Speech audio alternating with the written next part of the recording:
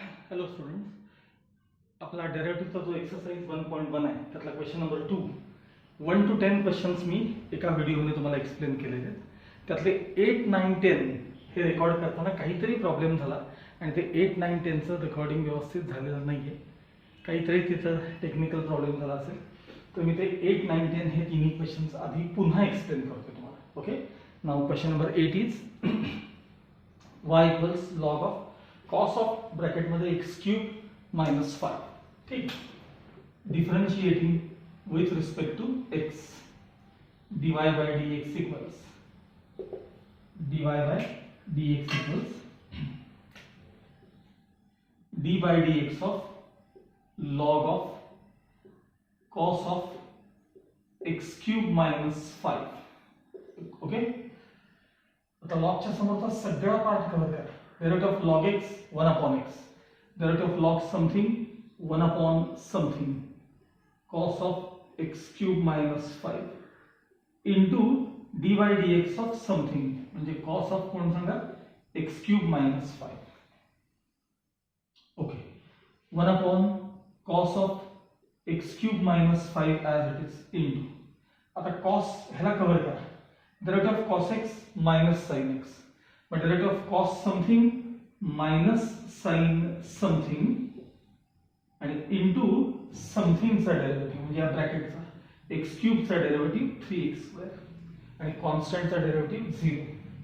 Okay, मग हे sign जे ना साइन मायनस आणि हे 3x² मी आधी लिहिले minus 3x² into sine upon cos. Angle जर सेम असेल तर साइन अपॉन कॉसचं काय होणार आहे tan. So tan of X cube minus 5 हे त्याचं फायनल आन्सर असेल. 8th question. ठीक आहे,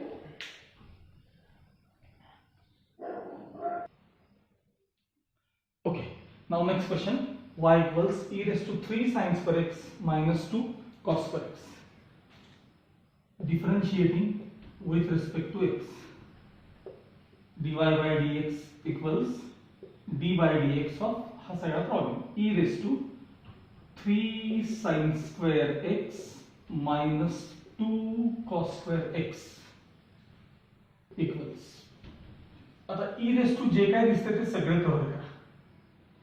derivative of e raised to x, e raised to x, मग derivative of e raised to something 3 sin square x minus 2 cos square x into d by dx of something.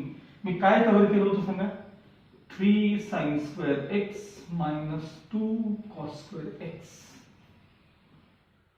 equals e raised to 3 sin square x minus 2 cos square x as it is into bracket 3 हा झाला coefficient. आता मी तुम्हाला सांगितले मागं की sin square x चा derivative कसा घ्यायचा, तर तो हळूहळू पाठच व्हायला पाहिजे. समथिंग स्क्वेअरचा डेरिव्हेटिव्ह ट्वाइस समथिंग असतो. मग sin स्क्वेअरचा derivative 2 sin x into sin x चा डेरिव्हेटिव्ह cos x मायनस हे 2 as it is. तसंच cos square x चा derivative 2 cos x into cos चा derivative minus sin x. Okay, so e raised to 3 sin square x minus 2 cos square x as it is into bracket 3 2s are 6 sin x cos x minus into minus plus होते 4 2 2s are 4 sin x cos x equals e raised to 3 sin square x minus 2 cos square x as it is into 6 plus 4 म्हणजे 10 sin x cos x. आता हे answer असंच ठेवलं तरी चालेल किंवा या 10 ला ह्याला जर नंतर पुढच्या स्टेपमध्ये 10 ला जर 5 into 2 लिहिलं तुम्ही, इथंच दाखवतो मी इथं, या 10 च्या जागी मी 5 into 2 जर लिहिलं तर हे 5 as it is 2 sin x cos x चं पुन्हा साइन डबल होऊन जाईल, साइन डबल म्हणजे sin 2x असं लिहिलं तरी चालेल. 10 आहे तसं ठेवले तरी चालते. ओके, मागं टेक्स्टबुक मध्ये चेक करा आणि त्यानुसार आन्सर घ्या.